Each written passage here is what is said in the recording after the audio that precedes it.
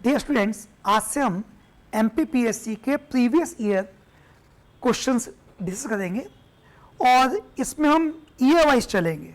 Last 15 years में जो questions MPPSC ने पूछे हैं हमारे आज के सिलेबस से जुड़ी हुई 10 यूनिट से, हम उनको टॉपिक वाइज तैयार करेंगे, टॉपिक वाइज, और साथ में ईयर भी हम लेंगे। एग्जाम्पल के तौर पे टॉपिक जैसे हमने लिया पॉलिटी, तो आपको पता है कि पॉलिटी आज यूनिट 5 में आती है प्री के सिलेबस में, और इसमें हमने क्वेश्चंस लेंगे। मान लीजिए 2025 से लेके 2000 लगभग 10 तक जो पॉलिटी क्वेश्चंस आए हुए हैं उन्हें डिस्कस करेंगे। समझ में आया? तो जो एमपीपीएससी में अभी तक कोई सिलेबस चेंज हो गया 19 के बाद, तो हमने ये किया है कि जो पॉलिटी के सारे क्वेश्चन उन्हें एक जगह करेक्ट कर लिया है और फिर उन करेक्ट किए क्वेश्चन को हम डिस्कस करेंगे, उनके आंसर क्या थे, उनका एक्सप्लेनेशन क्या था, ताकि यदि ये क्वेश्चन रिपीट हो जाए तो आपको एग्जाम में सहूलियत हो। यदि रिपीट नहीं भी हो, इनसे जुड़ा हुआ कोई क्वेश्चन आता भी है तो वो बन जाए। ठीक है, तो अभी हम ले रहे हैं 2025 के जो क्वेश्चंस आए हैं पॉलिटी के, उनको। जैसे 2025 में क्वेश्चन आया था स्टेट रीऑर्गेनाइजेशन कमीशन 1956 के अनुसार कितने राज्य और यूटी बनाए गए थे। How many states and UTs were created according to the states reorganisation act 1956। ठीक, तो इसमें ऑप्शन दिया 11 states 6 UT, 12 states 7 UT, 30 states 7 UT, 14 states 6 UT. तो आंसर वैसे इसका डी है, लेकिन मैं चाहता हूं कि थोड़ा सा अपन इससे जुड़ा हुआ पूरा जो थ्योरी है वो डिस्कस कर लें। ठीक, तो जैसा कि आपको पता है कि इसका आंसर तो डी है, 14 स्टेट्स और 6 यूटी। ठीक, अब जो 1950 का स्टेट रीऑर्गेनाइजेशन कमीशन है, स्टेट रीऑर्गेनाइजेशन कमीशन, राज्य पुनर्गठन आयोग, जिसने भाषाई आधारों पर राज्यों को स्वीकार किया, लेकिन एक राज्य के लिए एक भाषा, इस फॉर्मूले को स्वीकार नहीं किया था। थोड़ा बैकग्राउंड समझ लेते हैं। बेसिकली जो भाषाई आधारों पर राज्यों की मांग है, हिंदी में पहले देता हूं फिर इंग्लिश में हिंदी दे दूंगा। भाषाई आधार राज्य की जो मांग है, लिंग्विस्टिक आइडेंटिटी पे जो स्टेट्स की मांग थी, इसका पृष्ठभूमि निकलती है साल 1920 में कांग्रेस का एक सेशन हुआ था नागपुर में। और थोड़ा मैं यहां ये बता दूं कि कांग्रेस के 1920 में 2 सेशन हुए हैं। एक जो एनुअल समिट होता था उनका दिसंबर में, वो नागपुर में, और एक सितंबर में हुआ था स्पेशल सेशन सितंबर में, स्पेशल ये हुआ था आपका कलकत्ता में। ठीक, नागपुर में वी राघवाचारी इसके अध्यक्ष थे। और नागपुर सेशन, आपको पता होगा कि यहां पे नॉन कॉपरेशन मूवमेंट के लिए शुरुआत हो चुकी थी, खिलाफत आंदोलन की शुरुआत हो चुकी थी। ठीक, उसी को प्रस्ताव पास करने के लिए सेशन बुलाया गया था स्पेशल। एनुअल सेशन जो हुआ था नागपुर में, यहां पर पहली बार एक प्रिंसिपल ऑफ लिंग्विस्टिक स्टेट, या हम कहें प्रोविंस, पहली बार यहां पर उसका जन्म हुआ। भाषाई आधारों पे प्रांतों गठन या भाषाई आधारों पर राज्यों गठन की जो सिद्धांत है, उसका उद्गम, उसकी शुरुआत यहां से होती है। ठीक, यह माना गया कि कांग्रेस की जो कमेटियां बनेंगी वो भाषाई आधारों पर जो बनेंगी। लेकिन ये जो 1920 में स्वीकार किया गया कांग्रेस को द्वारा, ये 1948 आते आते इसको नकार दिया गया। 1948 में कमीशन आता, धर कमीशन।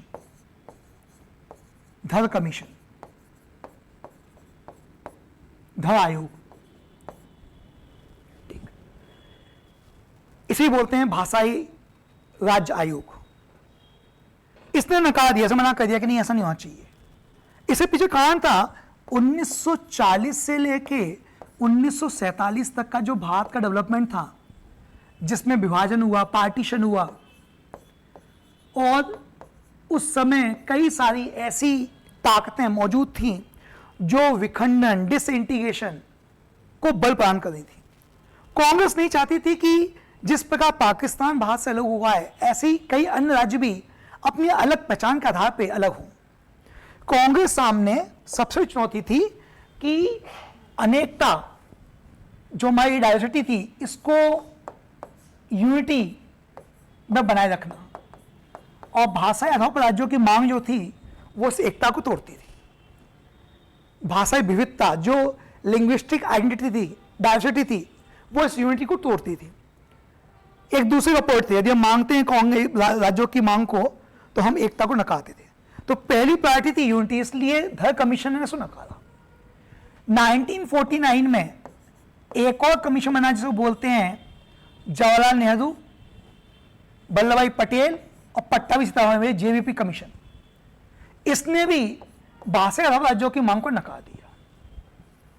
ठीक, इसका परिणाम यह हुआ कि 1950 के बाद जो भारत का संविधान लागू हुआ, तो राज्यों को 4 भागों में बांटा गया, ए, बी, सी और डी। ए वो राज्य थे जो कि ब्रिटिश प्रोविंस हुआ करते थे, जैसे उस जमाने में यूनाइटेड प्रोविंस हुआ था, सेंट्रल प्रोविंस हुआ करता था। बी रियासतों के लिए, प्रिंसली स्टेट्स, रियासतों के लिए, जो रियासतों का समूह था वो बी ग्रुप में था। जो ब्रिटिश प्रांत थे वो ए समूह में थे। फिर सीसीबी प्रोविंस जो हमने पढ़े थे, 4 छोटे उस समय के सीसीबी और कमिश्नर प्रोविंस, वो इसमें आते थे। अंडमान निकोबार को इसमें डाल दिया गया था। ठीक, लेकिन दक्षिण में तमिलनाडु से अलग होके अलग आंध्रा बनाया जाए, इसको लेके एक आंदोलन शुरुआत हुई 1952 में। श्री पोट्टी रमालू जी ने एक आमरण अनशन किया, और उस आमरण अनशन के देहांत के बाद राज्यों, आंध्र प्रदेश की मांग को बहुत बल मिला। 1953 में आंध्र प्रदेश पहला राज्य था जो भाषाई आधार पर बनाया गया। आंध्र प्रदेश, तमिल, उस समय का जो मद्रास था, उससे अलग होके आंध्र प्रदेश का निर्माण हुआ। ठीक, इसके बाद अन्य राज्यों में भी भाषाई आधारों पर राज्यों की मांग को बल मिला। साल 1953 में, 1953 में, सॉरी 53 में एक कमीशन बना जो जस्टिस फजल अली, साथ में हृदयनाथ कुंजुरू प्लस आपके केएम पनिक्कर इसके मेंबर थे। और इस कमीशन ने स्टेट रीऑर्गेनाइजेशन कमीशन जो बना एसआरसी, इसने स्टेट रीऑर्गेनाइजेशन के लिए फॉर्मूला दिया, जिसके आधार पे साल 1956 में स्टेट रीऑर्गेनाइजेशन एक्ट पास किया गया। इसके लिए संविधान में 7th संशोधन, अमेंडमेंट भी किया गया।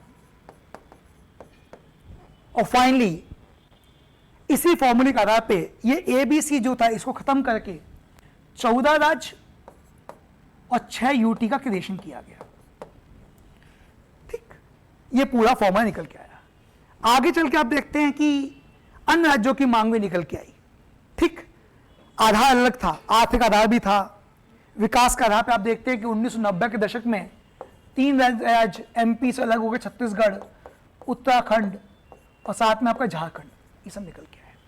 तो इस प्रकार से काफी सारा फॉर्मूले में बदलाव आया। अभी भी नए राज्यों की मांग चल रही है, गोरखा लेने की मांग चल रही है। ठीक है, तो ये मांगे अभी भी चल रही है। क्लियर हुआ कि नहीं हुआ? ठीक, तो ये हमने पहला क्वेश्चन देखा।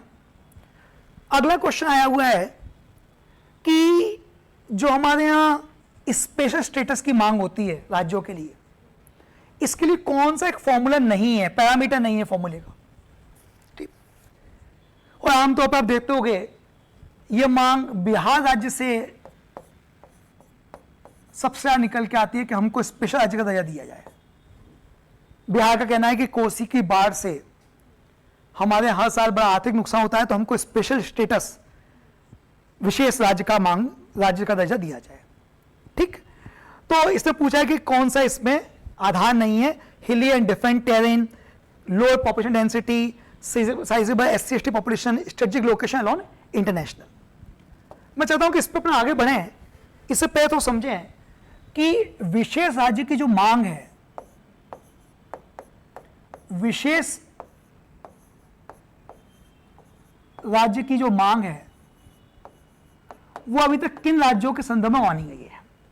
ठीक, तो एक बार हम थोड़ा सा इंडिया का मैप बना के समझ लें।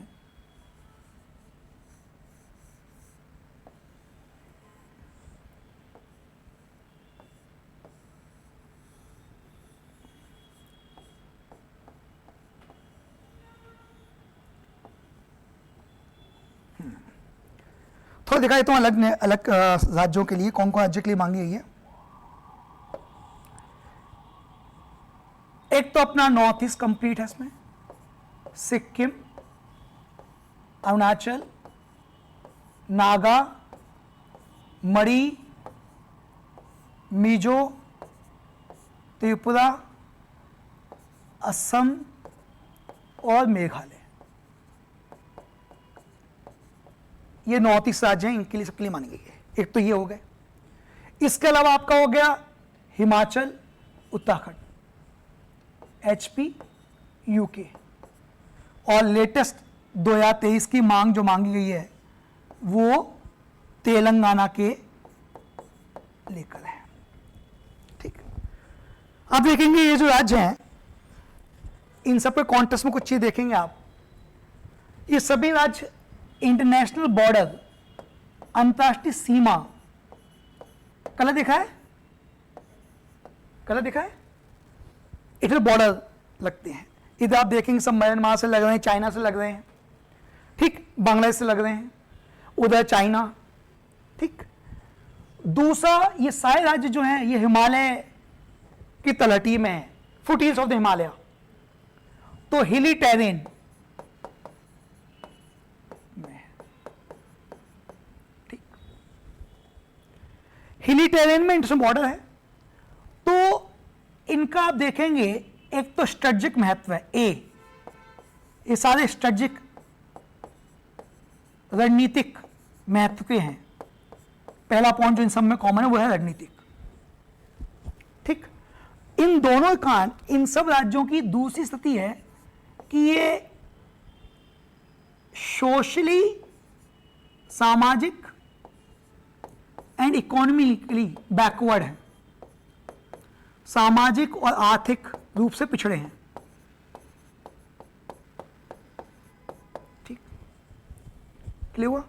हालांकि आप कहेंगे कि नॉर्थ ईस्ट राज्यों में जनजातीय बहुल भी है, लेकिन जनजाति से ज्यादा बड़ी समस्या जो है इनकी रणनीतिक मौजूदगी और दूसरा है इनकी सामाजिक आर्थिक पिछड़ापन, और यही तेलंगाना, हिमाचल, UK का कॉन्टेक्स्ट बात से बैठती है। बात समझ में आई? ये जो पूरी कहानी है विशेष राज्यों की मांग, इसकी शुरुआत होती है आपके 5th फाइनेंस कमीशन की रिकमेंडेशन में पहली बार ये बात निकल के आई। मेरे ख्याल से 1969 में था ये 5th फाइनेंस कमीशन। आपको पता है फाइनेंस कमीशन जो है कॉन्स्टिट्यूशन के आर्टिकल 280 में प्रोविजन है कि ये कॉन्स्टिट्यूशनल बॉडी है जिसको राष्ट्रपति बनाता है हर 5 ईयर्स के लिए। और थोड़ा फाइनेंस कमीशन बता दूं, फाइनेंस कमीशन जो होता है इसका मेन काम होता है जो सोर्सेस हैं रेवेन्यू शेयरिंग का फॉर्मूला देना। रेवेन्यू शेयरिंग का जो फॉर्मूला है ये 2 कॉन्टेक्स्ट में आएगा, एक हॉरिजॉन्टल और दूसरा वर्टिकल। वर्टिकल का मतलब होगा कि कितना यूनियन से स्टेट्स को पैसा दिया जाएगा, और हॉरिजॉन्टल का मतलब हो गया कि स्टेट्स जो हैं उनको किसको कितना पैसा मिलेगा। ये दोनों फॉर्मूले फाइनेंस कमीशन देता है। तो फाइनेंस कमीशन ने अपनी रिपोर्ट में कहा कि कुछ राज्य ऐसे हैं जो कि पिछड़े हैं, उनकी ये जो मौजूदगी है जिसे सोशल इकोनॉमिक बैकवर्डनेस में आ रहे हैं, ये पिछड़े हैं, तो इनको हमको टैक्स के मामले में कुछ विशेष रियायतें देनी पड़ेंगी। ठीक, आगे चल के नेशनल डेवलपमेंट काउंसिल ने भी स्वीकार कर लिया इसको। ये था पूरा इसका बैकग्राउंड, समझ में आया। अब ये जो राज्य हैं इनको जब विशेष राज्य का दर्जा दिया जाता है तो फायदे क्या मिलते हैं। फायदा एक, पहला फायदा इनको ये मिलता है, टैक्स अजम्प्ट होता है इनका, टैक्स में छूट होती है। जैसे इनकम टैक्स, जैसे कस्टम, जैसे एक्साइज, इसमें इन राज्यों को छूट दी जाती है। छूट इसलिए दी ताकि यहां पे अधिक से अधिक इन्वेस्टमेंट अट्रैक्ट हो। वैसे तो आमतौर पे इन पहाड़ी इलाकों में कोई निवेश करेगा नहीं, लेकिन टैक्स छूट होने के कारण, टैक्स हॉलीडेज होने के कारण यहां पे जो इन्वेस्टर है वो अट्रैक्ट होगा, और इससे यहां पे सामाजिक आर्थिक पिछड़ापन दूर होगा। ये बात समझ में आई। दूसरा इनको फायदा ये होता है विषय राज्य मिलने के बाद कि जो सेंटर स्पॉन्सर्ड स्कीम होती हैं, जो केंद्र सरकार की स्पॉन्सर स्कीम होती हैं, उसमें हम देखते हैं कि आमतौर फॉर्मूला 60-40 का होता है बाकी राज्यों के लिए। इनके लिए होता है 90 और 10, मतलब 90% सेंटर देगा और 10 ये देंगे केवल। इनके लिए सेंटर स्पॉन्सर स्कीम में 90-10 का फॉर्मूला रेशो होता है। सेंटर स्पॉन्सर स्कीम में 90 और 10 का रेशो रहता है। सामान्य राज्यों में 60-40, इनमें ये एक बड़ा लाभ ये भी है इनको। ठीक, तो टैक्स में छूट मिलेगी, सेंटर स्पॉन्सर स्कीम में 90-10 का फॉर्म मिलेगा। क्लियर हुआ। ठीक, एक्सेट्रा, बाकी हम डिटेल में बाद में करेंगे एक्सेट्रा। ये मैंने पॉइंट समझा दिया कि इस तरह की छूट मिलती है कुल मिला के इनकी आर्थिक दिशा को बेहतर करने के लिए। ठीक, तो यह है विषय राज्य की मांग को लेकर पूरा आइडिया। अब इसने पूछा है कि इनमें से क्या नहीं है। पहाड़ी दुर्गम इलाके, ठीक है। कम जनसंख्या घनत्व, ऑब्वियसली पहाड़ी इलाकों को कम जनसंख्या घनत्व रहता है। SC ST ये नहीं है, क्योंकि इसके आधार पर यदि होता तो कई अन्य राज्य भी हैं जहाँ पे जनजाति बहुल इलाके हैं। मध्य प्रदेश में आप देखते होंगे मेरे ख्याल से शायद 28 जिले ऐसे हैं जनजाति बहुल है। ठीक, आदि अंतर्राष्ट्रीय सीमा ये, ठीक है। तो इसका आंसर हो गया डी। समझिए, क्लियर। तो मैंने कंप्लीट आपको समझा दिया क्या है विषय राज्य की मांग को लेके पूरा बैकग्राउंड। ठीक, जम्मू कश्मीर मामले में बदल दिया गया, पहले था अब हटा दिया गया, धारा 370 खत्म करने के बाद हटा दिया गया। तो ये पूरा फॉर्मूला इसके में हो गया। इसके अलावा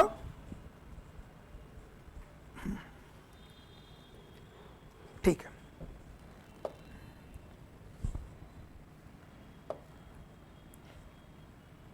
एक पॉइंट और है, याद आ गया कि जब फाइनेंशियल ईयर खत्म होता है तो राज्यों के, अन्य राज्यों के मामले में जो अनस्पेंट फंड है, जो यूज नहीं किया गया है, अनस्पेंट फंड, वो लैप्स जाता, खत्म हो जाता है। आपको फाइनेंशियल ईयर के एंड पर खत्म करना है, इसलिए आप देखते हो कई राज्यों में फाइनेंशियल ईयर के एंड में बहुत सारी स्कीम्स अनाउंस की जाती हैं। ठीक, बहुत जल्दी स्कीम्स आई जाती हैं ताकि जो फंड है उसको यूज किया सके। इनके मामले में अनस्पेंट फंड लैप्स नहीं होता है, खत्म नहीं होता है। ठीक, एक और चीज 90% में एक और चीज जोड़ दी है कि मैंने बताया था कि 90 जैसा फॉर्मूला था वो ठीक है, लेकिन इनको जो फंड दिया जाएगा वो ग्रांट के तौर पे होगा, लोन के रूप में नहीं। लोन नहीं, ग्रांट इनको दिया जाता है। अनुदान होगा लेकिन उधार नहीं होगा, वापस नहीं करना होगा। समझे, 90-10% को भी वापस नहीं करना है। ग्रांट इन एड नहीं है, ठीक, समझ में आया कि नहीं आया, है ना, सॉरी ग्रांट इन एड है, लोन नहीं है। आगे आते हैं, एक क्वेश्चन आया थी आर्टिकल 38 में इंडियन कॉन्स्टिट्यूशन में किसके निर्माण की जानकारी दी गई है।